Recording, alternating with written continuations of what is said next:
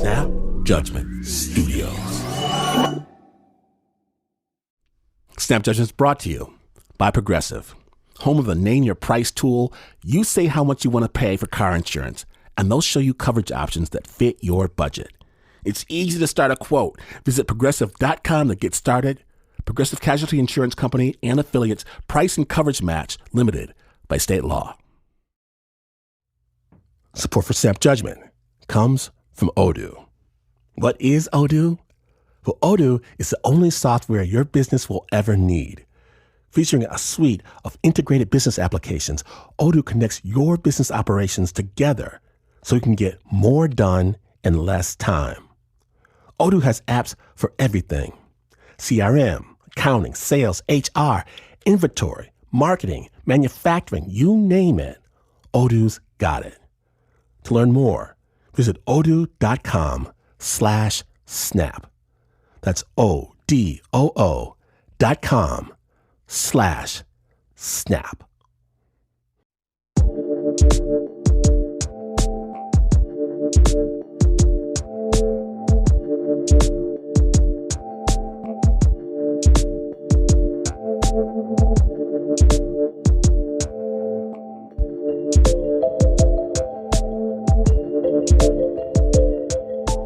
Okay, now you're going to tell me I'm wrong. I know it. There's no need to write me letters. I'm just trying to tell you what happened.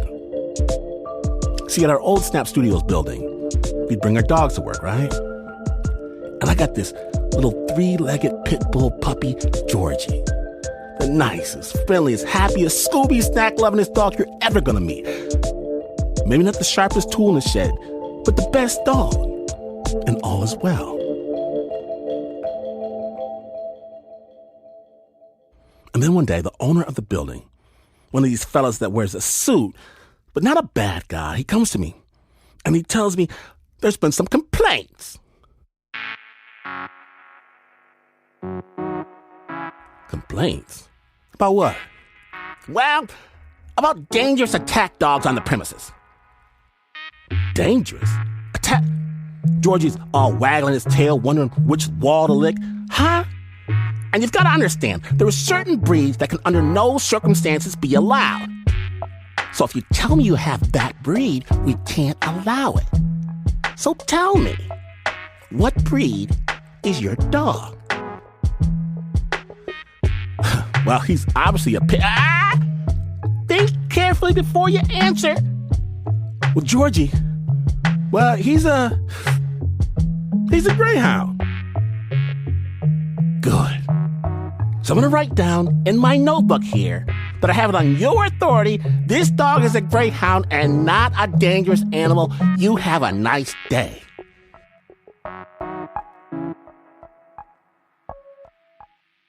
He leaves, but I'm fuming because somebody ratted me out. If it wasn't for this weird little loophole, Snap Studios would be a far less barky place, and that's not how I want to live my life. And here's the thing. I know who the narc is. I see her sneering at me every day. Shouldn't be allowed to bring a dog like that here, she says. It's not right, she says. It's a ticking time bomb, she says. Georgie, the dog I'd send into a baby nursery, the puppy who welcomes robbers and bad guys, Georgie. That's not a greyhound. That's a pit bull. Well, let me see your veterinary license, Dr. Doolittle. Eventually, we moved to another building, but I walk by her occasionally downtown, and she's still with the evil eye, pointing and whispering. I try to tell Georgie to keep it moving, but he just wants to wag his tail at her like she's an old friend. Bad dog. Then recently, for the holidays, we get one of those dog DNA tests to see what kind of pit bull our greyhound really is. We eagerly rip open the results. Border Collie? What? German Shepherd? American Bully? Pit Bull. Less than 20%. All of this nonsense trying to play the fine print just so I can stick a new label on the same old hound. Today on Snap Judgment, we proudly present The Loophole. My name is from Washington. Pit Bull Greyhounds are the very best dogs there are. When you're listening to Snap Judgment.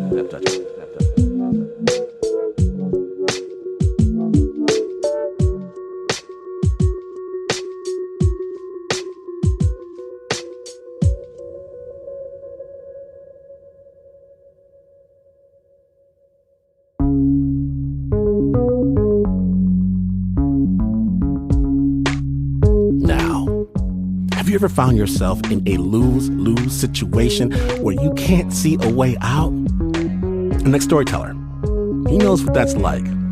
Over 15 years ago, Mohamed, a Somalian refugee living in Canada, he was just a teenager, a very outspoken teenager, and as such, this story may have some strong language, references to sexuality, and corporal punishment.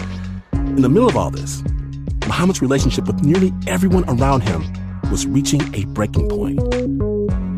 Mohamed, take it away.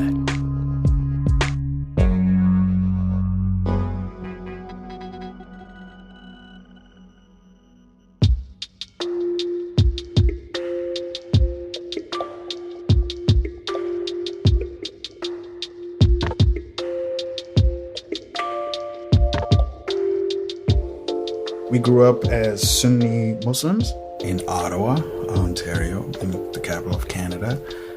I'm from Somaliland. We're in a new country. People are going to night school to learn the language and working during the day and taking care of 5 kids who are like just bouncing off the walls trying to figure it out. Friday nights, we went to school to memorize the Quran because that was the most important thing. Our parents would drop us off. I would be put in a old rickety building. You're in class and you're stressing out and you get called out in front of the class and you have to recite the Quran, which is in Arabic, a language I do not speak. 12-year-old Mohamed was part of a big first-generation Somali family who came to Ottawa, Canada with hopes of raising good, God-fearing kids, which meant that Friday night Quran lessons were non-negotiable. Or so his parents thought. I purposely didn't memorize the thing. The teacher was walking towards me. I talked to all my friends for the last time. Like, it's been nice hanging out with you. It's been nice hanging out with you. I remember going up to him and being like, yeah, I didn't memorize it. And then he's like, what? And I was like, that's right. Mohamed and his teacher stared each other down. The other kids in class held their breath. He came at me and I dodged. It was just me running through, the aisles and him chasing me and everyone was laughing and screaming and him getting angrier and angrier. I jumped out onto the window. You jumped out the window? Yeah. Onto the ledge and then ran down the ledge and I jumped off onto the top of a school bus. When you jumped out the window, were you concerned for your physical safety? Oh, hell no. At this age, death isn't real, injury isn't real. Jackie Chan was a huge influence on my life. I knew my escape before I did it. Yeah. You Jackie Chan'd yourself out of the situation. 1,000%. For years, Mohamed pushed back, little by little, against everything and everyone. His parents, his religion, and his community. There was no time to have a conversation. And everyone that was talking to me was talking in a way where they had memorized answers. Like the prophet would say that this is the way we should do things. And, history shows that we do this. If you want to be the best citizen, you have to become this and you have to do this. Mohamed lived among adults who answered his questions by pointing to the Quran. They were too busy treading water to spend longer than that exploring the big philosophical ideas that were always on the boy's mind. And it was never like, hey, why are we alive? What are we doing? As he got older and navigated high school, there was one kind of question he wanted to ask, over and over. Can we, talk about love? For me, love was just taken over by the necessity to live and thrive and survive in this new world. And so for the longest time, I thought nobody was real and I was just dealing with robots. But there was at least one person who felt real. Crystal. She was the quietest person in the room, yet the loudest. We all knew what her intentions were. I was attracted to that. I was attracted to how kind she was. I was attracted to how tough she was. Crystal couldn't have been more different from Mohamed. She was Christian, but her parents weren't strict. She'd never been outside of Canada. And yet, they felt drawn to each other. But then it went to, what do we do now? I wanted to be with her, and I couldn't. It would be a dishonor on me and her. Mohamed still answered to a higher power. If I saw a girl, I would have to avert my gaze. It was just something I was trained to do. Well, yes, the higher power Mohamed felt accountable to was God. But there was an even more immediate and omnipotent force that he felt in his life. My mom was Pablo Escobar. She knew everything that was going on in the neighborhood, and honestly, it felt like the entire world. She would be on this couch, and she had her spot, never moved. That spot was so indented. The cushion was flat because of how often she sat there, and all she did was talk on the phone. And, there was a lot of laughter, but all of it was weaved with information of what was going on next door, next city, next country. Mohamed's mom had friends in high places. All of the Somali moms wore hijabs or abaya, and you would only be showing your face. And they would stand in high spots. They're standing on top of hills, and they're watching over the neighborhood. And our nickname for them was ninjas, just watching over us. My mom, if I left the neighborhood, my mom knew. And if she discovered Mohamed not only dating a girl, but a white non-believer, only God might be able to save him from her wrath. I can't look or touch a girl, but I have the same wants and feelings, and I'm struggling with myself and feeling like I'm a terrible person while at the same time having these needs and wants. Mohamed confided in his friends as they walked home together from school. His buddies were his go-to in situations like these because they were just as philosophical as he was. We would debate each other on the concept of religion. School didn't matter if we didn't know why we were alive. His friends were Shia Muslims from Kuwait and Iraq who had settled in Ottawa in the 90s. And as a Somali Sunni, Mohamed was super into the way his pals broke the monolith of Islam for him. Shia cultural and religious practices felt so different from everything else he had grown up with. My friends I met at the time, they had kind of shown up after the first Iraq war. I was fascinated with how he was explaining the religion to me, where everyone else was telling me what to do and how to act, as in like a memorized code that we had to follow, like walk out of the bathroom with the right foot, walk in with your left. His side of religion was all emotional. It was more connected to a spirituality. So they set to work on Mohamed's dilemma, scrolling through theology web forums and listening to scholars on YouTube. And it wasn't long before they stumbled across this loophole. You can have this thing that's called a temporary marriage. Me and my two friends, we worked at it like a team of lawyers to try to figure out what this all meant. It has a contract, it has witnesses. You and her have to declare to each other, but you don't have to declare this relationship to your parents. You don't have to declare this to the government. It's just between you two. How did it compare to the kind of marriage that your parents had? Did you see this as that kind of marriage, like where you were going to move out of the house? Nope. Nope. Dating is not an option. Find a good family, find a good daughter of that family, and that's it. You marry, have children, and move on with your life. And for me, that does not work. A temporary marriage, it's the same concept as getting married, but it's honorable in the sense that you're clear as to what your needs are and what you would want, and you can communicate about it. And so to me, this was amazing because I didn't understand how I could give up my entire life to one person on the basis of physical needs. I hear that, and you're using the Quran to justify going to third base. Does any part of that feel wrong? No. I wanted to be an honorable person constantly. And hypocrisy doesn't work for me. Maybe it wasn't well thought out. Maybe it didn't agree with my parents. Maybe it wouldn't be something that didn't agree with the community. And yet, I found some reasoning I could get behind to fulfill needs that I had that I wanted to explore.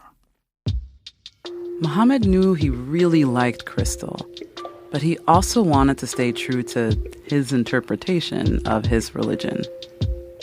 With this idea in mind, he asked Crystal if they could talk. They snuck out of their houses and met up at a nearby park. We were sitting on the bench when we started talking, and then all of a sudden these clouds formed all around us, and it started pouring. And we sat underneath the play structure as it rained. And so we sat in the sand, and we didn't touch each other, but we talked to each other. My hands were sweaty. I was confused, but also excited and terrified. And I could see that she was also fidgeting, and I didn't know why she was fidgeting, and I didn't know how to get this fidgeting feeling off of us. I blurted out that I guess I liked her, and she blurted out that she liked me, and that was the hugest relief. This is the first time in my entire life that I verbalized my attraction to someone after they had verbalized their attraction to me. It was both exciting and terrifying. That moment when I, sat with a girl alone for the first time, and we're sitting under this play structure, and we're watching the rain fall around us, and there's no one. It's just us in the world. And then he proposed. Hey, I can't be with you, but there is in the religion that's in another sect that you could have a temporary marriage. But the only way it would work is I would have to convert, and you would have to convert into Islam. You have to take some time and think about it for yourself. I want to do it. If you want to do it, we have to do it honestly. I remember her taking a deep breath in and being like, okay, well, that's a lot, and I'll have to think about it. They waited for the rain to clear and the clouds to part and returned to their separate lives. Crystal weighed her choices. She was Christian. Would she convert to Islam? The two teens kept their combo in the park on the DL, and they stuck to hanging out just at the school staircase along with the rest of their friends. But Mohamed noticed Crystal did seem to be asking her own questions. And then she started to hang out with a lot of Muslim girls, and she was taking all of these steps that, I totally did not expect her to take. I felt more special to have someone appreciate me and then also be invested enough to ask questions on their own terms. And then one morning, in the hallway at school, right before the bell rang for home class, she said, hey, I'm in. Crystal had converted. The marriage was on. Oh, man, I'm ecstatic. I'm in a new world. I'm past the veil. I get to touch another human body. So yeah, I'm very excited and nervous and worried and confused and anxious and happy and full of wonder. I had all of the feelings.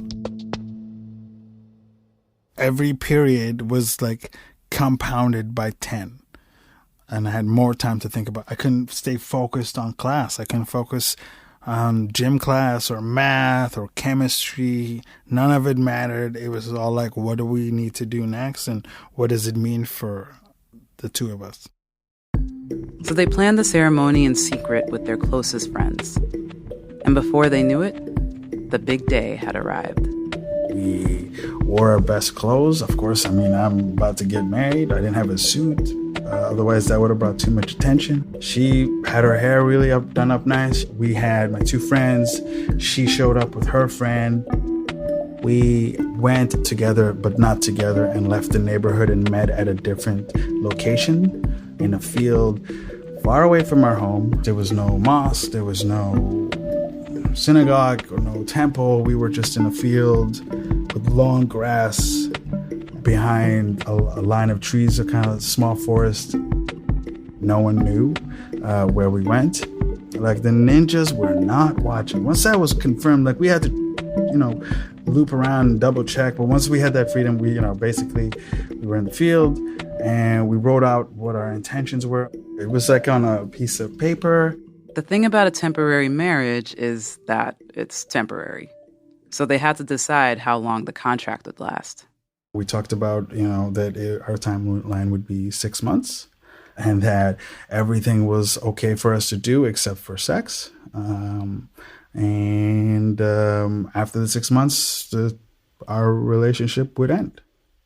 So I have this clear piece of paper that said what we could do and could not do and for how long. It was just like strange, but also that was such a clear relief because I didn't know how to talk to a girl, The whole procedure it didn't last long. There was no rice in the air. There was no, band. It was just two people looking each other in the eyes and their declaration of intent for what they would like to do. And it was really cool. It wasn't like a situation where like we were being crafty and be like, yeah, let's do this. It was more like, how could we all experience each other without, hurting each other? We wanted to figure this out together, and we were doing the best we could, and this was, oddly enough, the best we could do. Then I was able to hold her hand and actually touch her. That was so cool. It was so great because I hadn't touched a girl like that. The only people I ever touched was my mom and my sisters. That's it. I was super pumped, super happy. We did it. And so, in the eyes of the few who had gathered there that day, Mohamed and Crystal became a temporary husband and wife. But their first act as a married couple wasn't a dance or even a kiss. It was to scan the hills beyond their hidden field for Somali moms. If we got seen in the neighborhood holding hands, the consequences of that would be horrible. I would be attacked by, adults and parents. Is like, how the hell are you with this, non-believer or whatnot? You can't, you're risking your soul.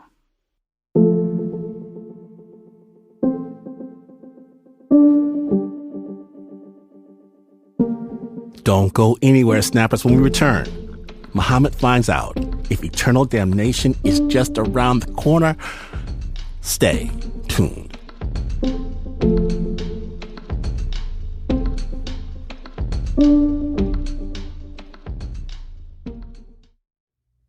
The end of summer, and it's busy.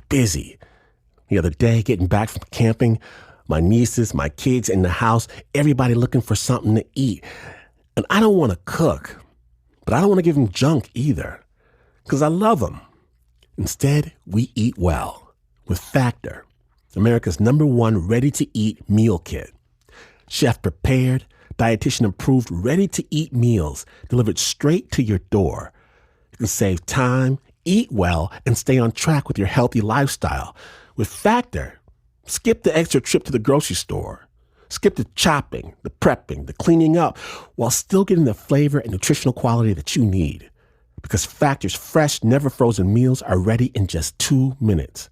All you have to do is heat and enjoy. Head to factormeals.com/snapjudgment50 and use code snapjudgment50 to get 50% off. That's code snapjudgment50 at factormeals.com/snapjudgment50 to get 50% off. Does your morning toast taste more like cardboard than bread? Then you haven't tried America's #1 organic bread, Dave's Killer Bread. #1 because it tastes so darn good. Dave's Killer Bread was built on the belief that second chances can change lives. When its founder, Dave, the guy with the guitar you see on every loaf, returned to the family bakery after 15 years in prison. Dave's always baking it to the limit with killer taste, killer texture, killer nutrition. And you can visit daveskillerbread.com to learn more and look for Dave's Killer Bread in the bread aisle of your local grocery store.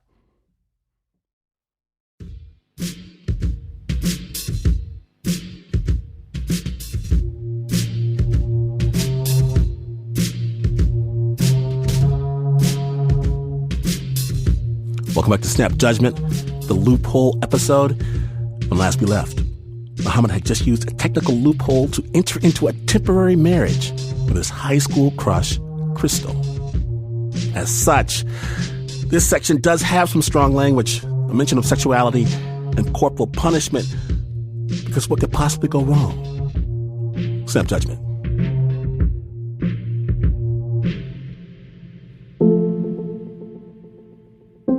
Mohamed had officially put an invisible ring on it. He and Crystal were married now. We did the marriage at her house. By that, he means they could actually spend time together at her place without a lot of questions. Her parents had no idea about the marriage. I got to meet her parents. I got to meet her older brother. I was just a boyfriend that she had. So it was easier.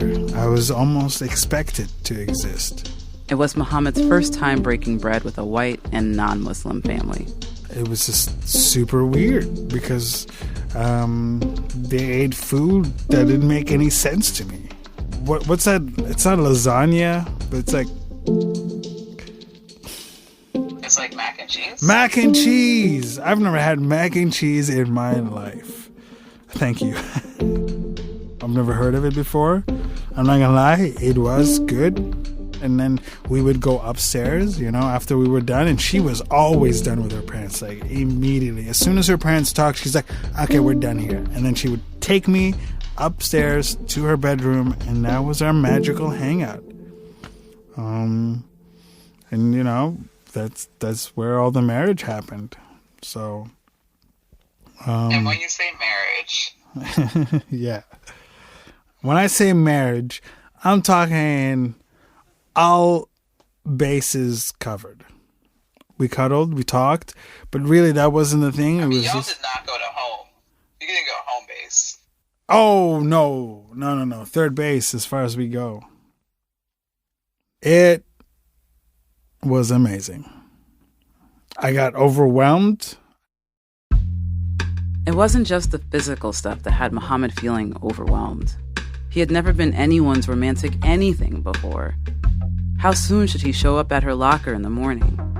Did she really mean it when she said everything was fine?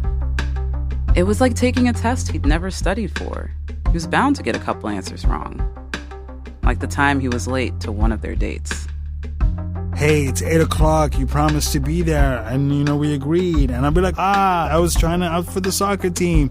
And then I remember finishing the soccer team and then running as fast as I could with a bunch of flowers I bought after practice to her house to try to cheer her up. I have flowers because I think you like flowers. I saw it in a commercial.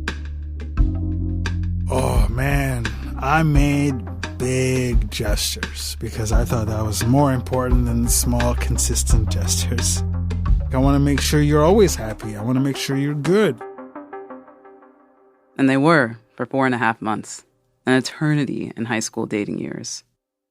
But after a while, she wanted to see my family and be at my house because she didn't want to just, have a one-sided experience. And I told her that would be a terrible idea because my mom would hit her with a frying pan. So it wasn't safe. Like the last people to have come into our house that were white were social services. My family didn't invite people in other than, religious leaders.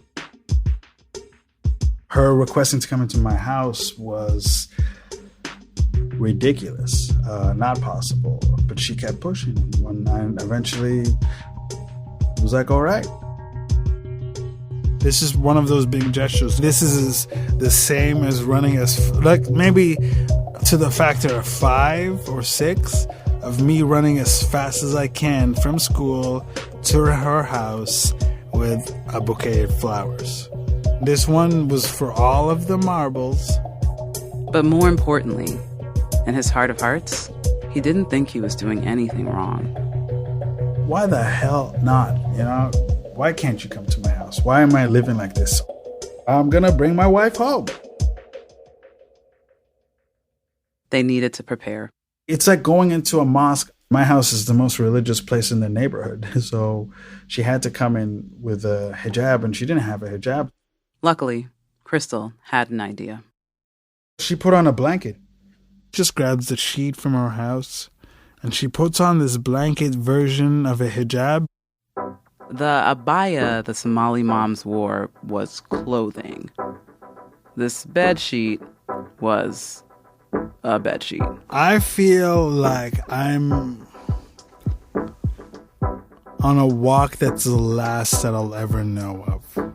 Everything was going to change, but I didn't know how. We're not touching, we're not holding hands as we're walking. Now we're standing in front of my house, which is the front of the entire neighborhood. And we're looking towards this house, and I'm like, okay, we're going in. And I open the screen door, then I open the door, and then we come in. And she has to take off her shoes, I take off my shoes. And no one is in the kitchen. No one was by the stairs to the left.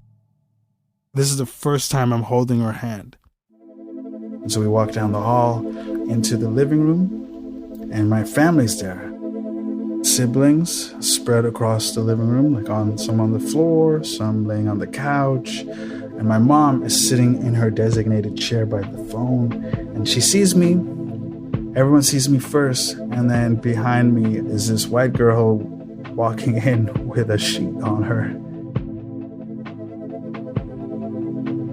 I sat her down on the love seat, and everything kind of like just stopped.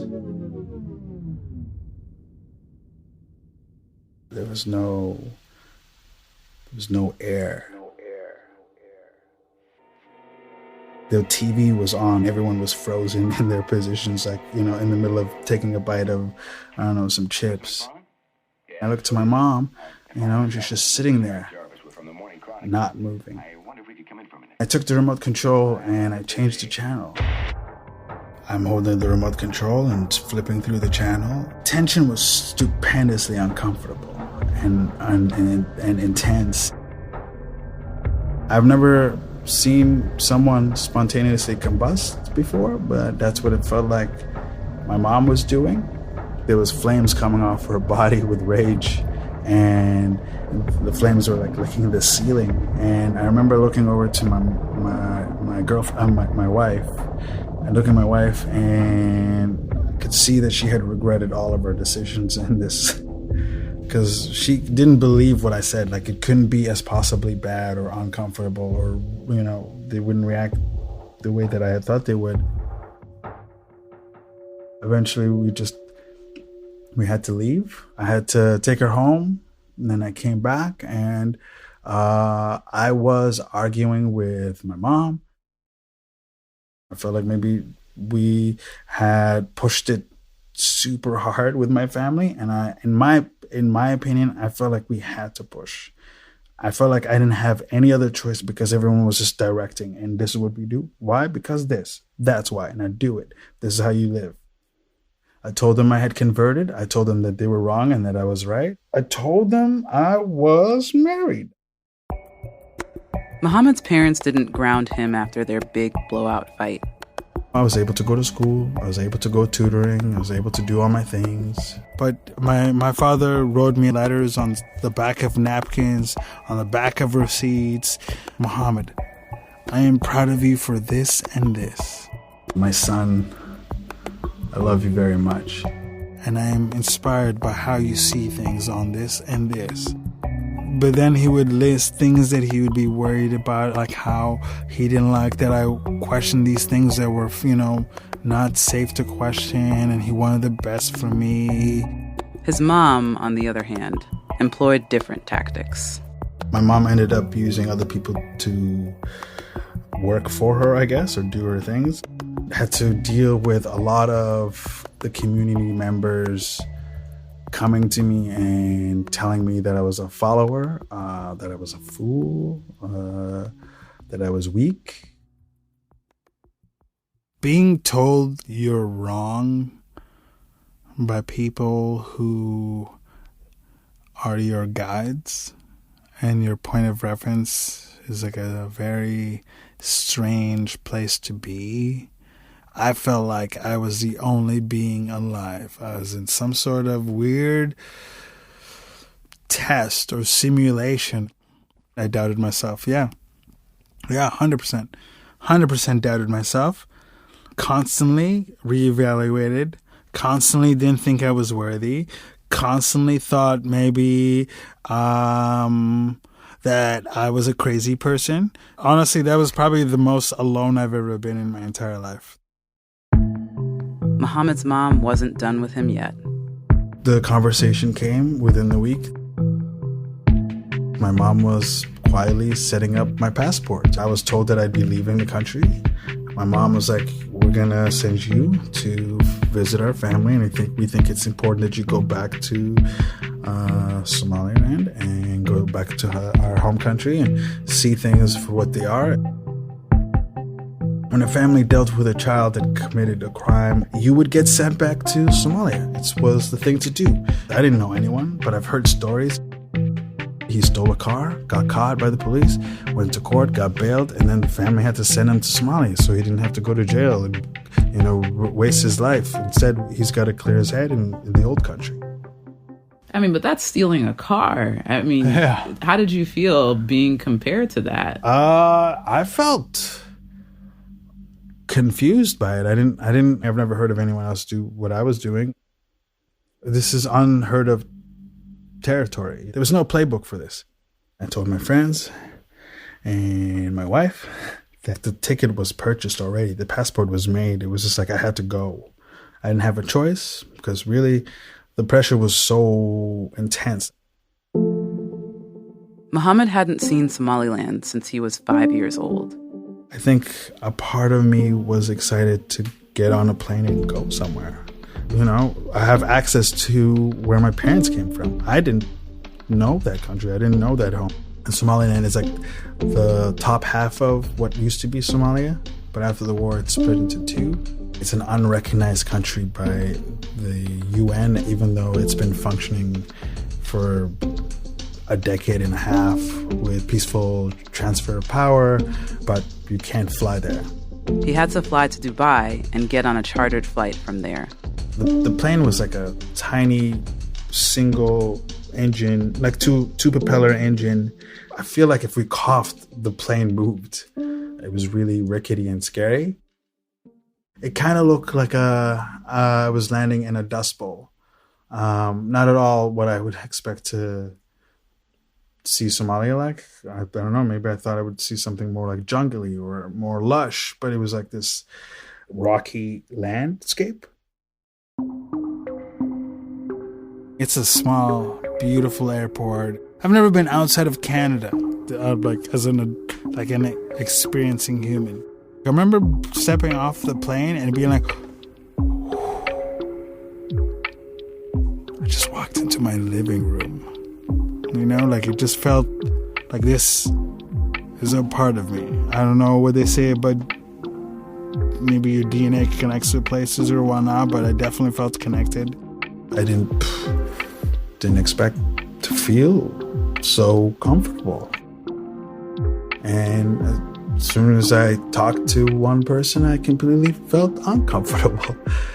Things were fast, things were loud, the colors were bright.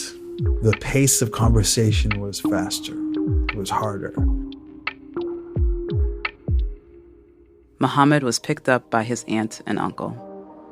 At night, we drive into the desert. I'm watching the city fall behind us, and I'm watching the stars and the moon guide us in the headlights. There's hills of what looks like sand mixed with grass and dust bowls. As we're driving, actually, I asked my aunt and uncle where are we going, and they don't answer me. And then eventually I get loud enough to be like, hey, I need to know where we're going. And they told me, okay, we're taking you to the highest ranking exorcist in the nation because we think you have a jinn inside of you. Oh my. When we return, Mohamed faces the music. Stay tuned. It shocked me when I got on Rocket Money and realized I was paying money for subscriptions to services I had never even heard of. I don't remember signing up for this stuff, and there they were, taking my money every month. Outrageous. And I'm putting a stop to it with Rocket Money. Rocket Money is a personal finance app that finds and cancels your unwanted subscriptions, monitors your spending, and helps you lower your bills, all in one place. Stop wasting money on things you don't use. Cancel your unwanted subscriptions and manage your money the easy way by going to rocketmoney.com/snap. That's rocketmoney.com/snap. rocketmoney.com/snap. Since his death in 2009, the world has struggled with how Michael Jackson should be remembered. In their new podcast, Think Twice, Michael Jackson, journalists Leon Nafok and Jay Smooth explore what makes Michael Jackson seemingly uncancelable. Through dozens of original interviews with the people who watched his story unfold firsthand, Think Twice, Michael Jackson reveals a new perspective on his artistry, his controversies, and how we should remember him. Listen to Think Twice, Michael Jackson, wherever you get your podcasts, or you can binge the entire series ad-free on Audible or the Amazon Music app.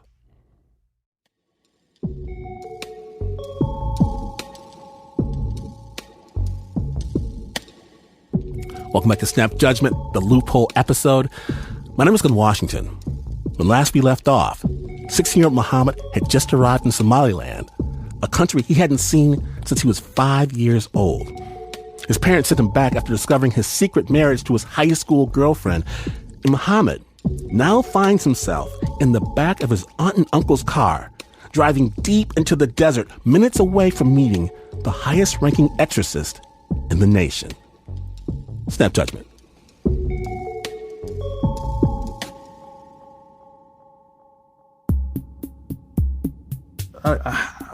At the time, I was being told that I was, a follower. I was weak. I was stupid. I was corrupted. And all those were just on me. But now I'm being told that I have a jinn inside me, or a demon. And that the person they're talking to isn't me, but a demon. And that really pissed me off. Because I wasn't, now they're taking my identity away from me and giving it to something else. So all of my actions, all of my thoughts, all of my arguments or all of my questions, they were putting it onto some other entity. And so now they're going to take me to this dude who's going to bring the demon out of me and save my soul, I guess. The Jeep stops, we get out of the car, and it's just, we're in this, space of sand dunes. And there's this house of sand, of clay. There's a wooden door, and we go in, and this place is just beautiful. It's filled with some of the oldest relics I've seen. It was like a place a wizard would live in. Even though I was taking it all in, I was pissed. I was feeling like I was being worn down. So I was worried for myself, as in like, maybe I'm wrong. I'm fighting a lot and a lot of the world is fighting me back. So maybe I'm wrong. He might say that I'm possessed too, because they're paying him to check in on if I'm possessed. Sat down in front of this man who walked in with his like really long beard, and he was skinny and wore like big robes, and like he was wiry. He had a twinkle in his eyes, and when he moved slowly, but not because it seemed like he was weak, he just moved as if every movement was meant. He asked me to sit down in front of him on my knees, and I did so. He sat in a chair in front of me, and he put his hand on my forehead. And in my head, in my mind, I thought about just losing it. Just start screaming, start kick things, just be like, haha, that, you, that's it, and just lose it. And then I realized I would be followed by this for the rest of my life. It would be like, remember that time you had that demon? Or remember that time, you had that outburst and, the sheikh was trying to get it out of you and you just started calling us all names and stuff? Definitely the demon. And it would have been for the rest of my life. I wouldn't be a person. I would always be this demon that controlled my life and caused all these things. In that moment when he had his hand on my forehead, I decided to just stay still and not move. I just kind of expected, him to be like yelling at me or hitting me with some sticks or throw some water on me to try to get the demon out. I don't know what the thing would have been. He gently removed his hand and said, "There's nothing wrong with this child. He's perfect."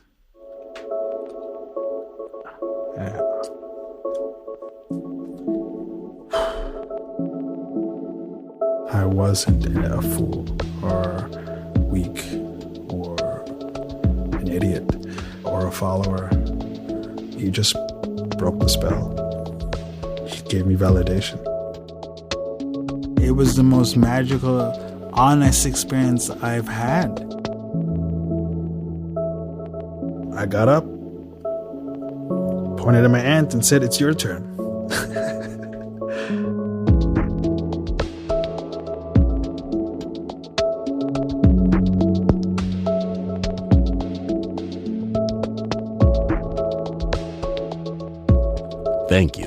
Thank you, Muhammad Ali, for sharing your story with the Snap. Now, in case you're wondering, Muhammad and Crystal, they decided to let the clock run out on their marriage contract and not re-up. Young love, ladies and gentlemen, but do not worry. Muhammad is doing his thing these days as an artist and a comedian. He just got back to Canada after spending the past few years working and performing in Southeast Asia. To find out more about Muhammad's latest projects, make sure to check out the website snapjudgment.org. Special thanks to Zeba Hassan and her crew from the podcast Momming While Muslim. And thanks as well to Zara Norbash. Our original score is by Renzo Gorrio. It was produced by Regina Bediako.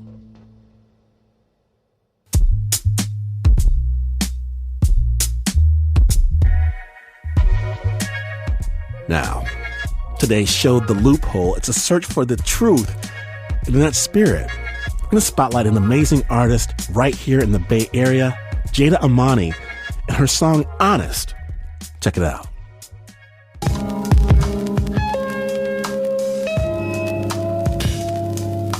Shed my life on, tears with slice gone, dance with pythons, dare to fight dawn, need more progress, think like capless, let's be honest, try to capless, bear scout, hair out, track my whereabouts, flare clout, wear clown, stack the stare downs, under radar, I slip like bad mouth, rope weight hard, one tip to tap out, knock down, back up, that's resilience, bilingual by the real like black Brazilians, more like multilingual if we count in digits, speak English, Spanish, money and people, teachers, champions, folk, far less free than themselves would deem. Oh, how we make cradles out of apathy, how I turn tables, turning back at me.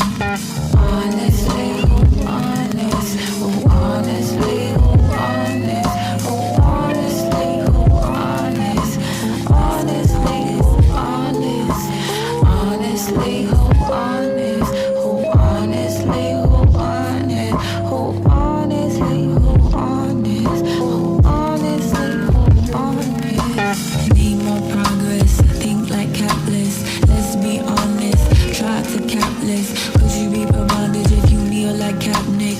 He could be the star because the man is light skinned. Less likely bullets scarred, he will gather than chocolate or bury the sweetest. They bury the sweetest. That reason your tree went, your roots is the deepest.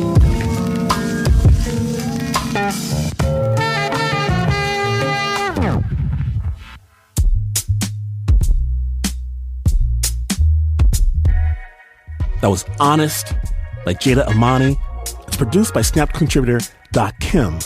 They're on all the social medias. That song and other music is on the latest Smart Bomb compilation, Water for the Town, Volume 4, a project series created to raise support for grassroots organizations doing vital work here in Oakland.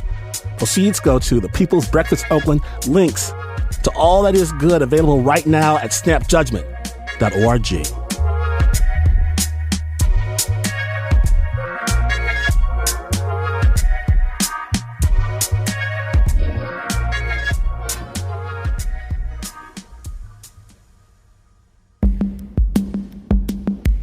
Oh, yes. Who else, dear friends, who else will take you on adventures around the world? None other than Snap Judgment. Be the most interesting person your enemies know. Follow Snap on any podcast platform for more amazing stories from all over the place, and even better, you can rock a Snap Judgment t-shirt and bring all the snappers to the yard. They're like, it's better than yours. Available right now at snapjudgment.org.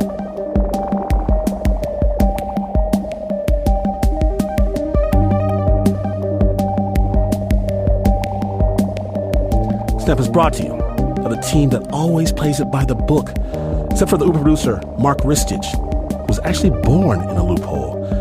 Nancy Lopez, Pat Mesiti-Miller, Anna Sussman, Renzo Gorrio, Shayna Shealy, Teo Ducot, Flo Wiley, John Facile, Marissa Dodge, Regina Bediako, Davey Kim, Bo Walsh, David Exme, and Amy Nguyen.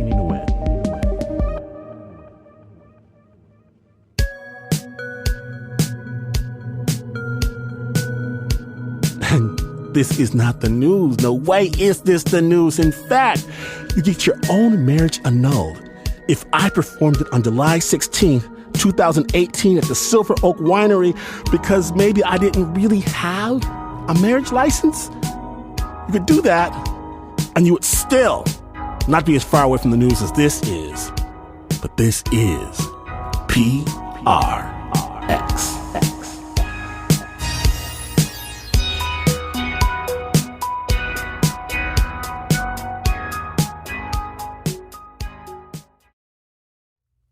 Support for Snap Judgment comes from Odoo. What is Odoo? Well, Odoo is the only software your business will ever need. Featuring a suite of integrated business applications, Odoo connects your business operations together so you can get more done in less time. Odoo has apps for everything: CRM, accounting, sales, HR, inventory, marketing, manufacturing, you name it. Odoo's got it. To learn more, visit odoo.com/snap. That's ODOO.com/snap.